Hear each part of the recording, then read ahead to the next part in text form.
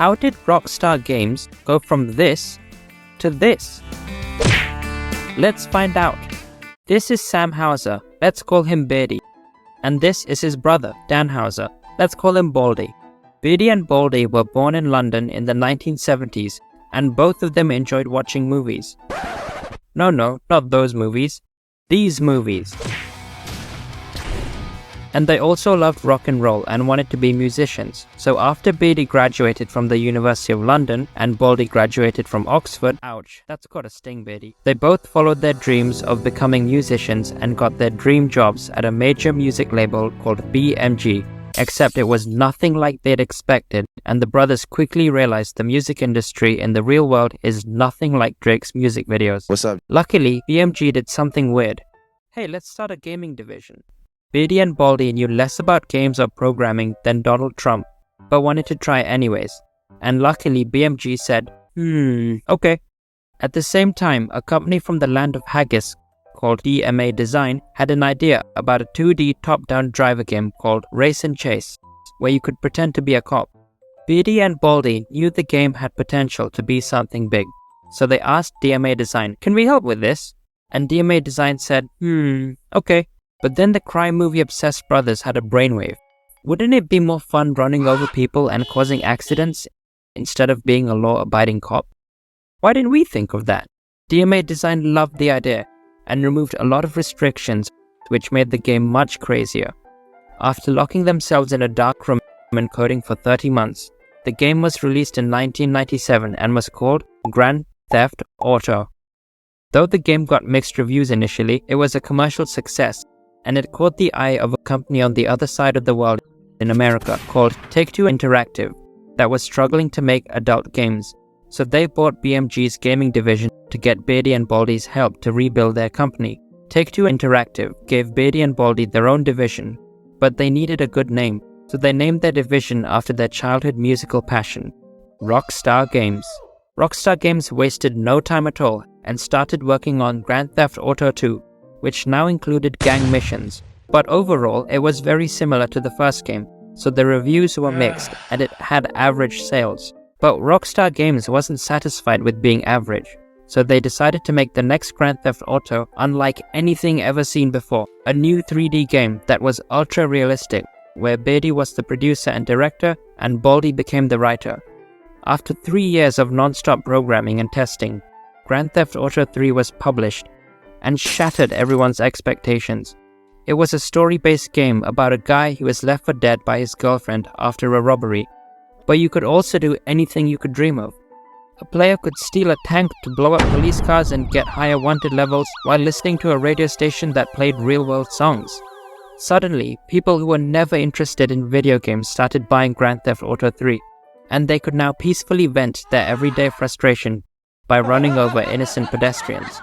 Copies were literally flying off the shelves, and the game became so popular that it started causing problems for Rockstar Games on an international scale. It was banned in Australia, "G'day mate," and Hillary Clinton famously said the violent nature of Grand Theft Auto 3 affects teenagers, even though she must have played it secretly. But all this controversy only made Grand Theft Auto 3 more popular, and it was the best-selling game of the year. And it even helped PlayStation get a head start in the console war against Xbox, since Grand Theft Auto was exclusive on PlayStation. Rockstar Games now had the money to do anything, so they experimented with some other games that did very well, like Max Payne, which was about a police detective on a mission to avenge his family. But other games didn't do so well, like State of Emergency, a ride game that had the madness of Grand Theft Auto but lacked vision. None of these smaller games had generated the same interest that Grand Theft Auto did. So instead of trying something new, they decided to focus on the Grand Theft Auto series and worked on the next game. Rockstar Games made a bigger world with more cars and weapons than ever before, and used the 80s Miami vibe. To no one's surprise, it sold faster than a getaway car with 5 wanted stars. Eventually, Rockstar Games was tired of making carjacking games, so in 2003, they made the most violent game ever in video game history, Manhunt. It was a game about a prisoner who was forced to kill people in infinitely unimaginable ways. It was so violent it makes Saving Private Ryan look like a Disney animated movie. Rockstar Games even sent a metal torture device to journalists reviewing the game, which was excessive because most people would send chocolates. The game did very well and was released in most countries, but Australia g'day mate, banned it again. At this time, there were reports of a toxic work culture at Rockstar Games, where managers were screaming at their employees, but luckily things didn't turn into GTA at the office. So in 2004, Rockstar Games tried to change things up by making their first movie about hardcore football in England. Go, go, go! Run, run!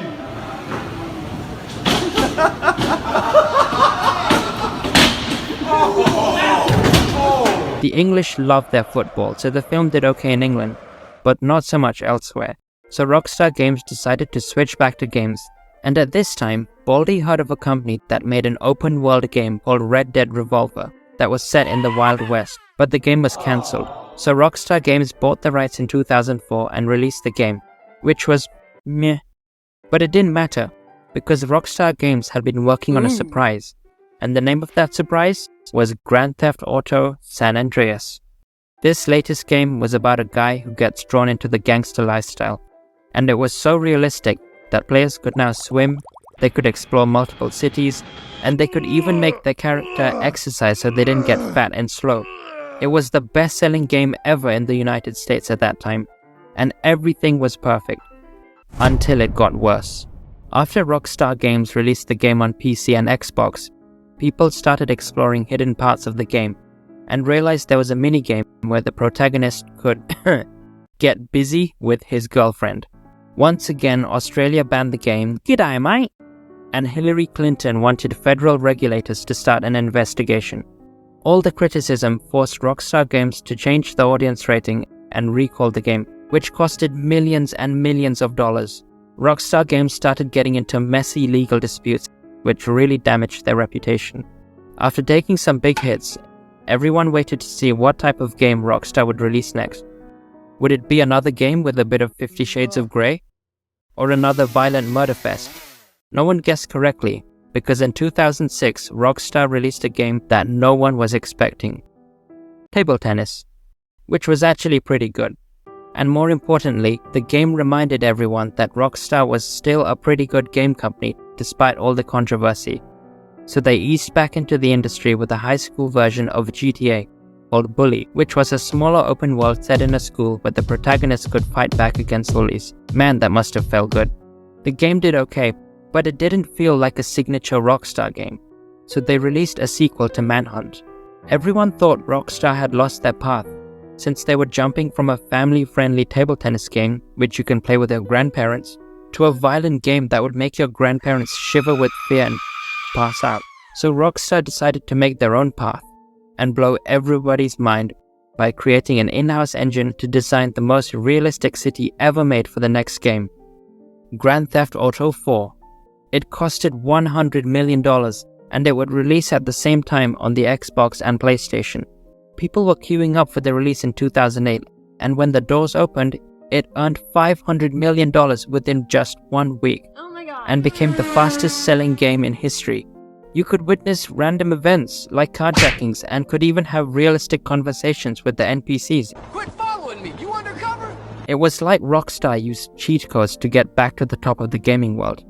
2 years later, Rockstar Games released the sequel to Red Dead Revolver but called it Red Dead Redemption, a Wild West version of GTA. Once again, everyone loved the game for the limitless opportunities to be a true cowboy. You could gamble, hunt for bounties, and you could even shoot a horse while riding it.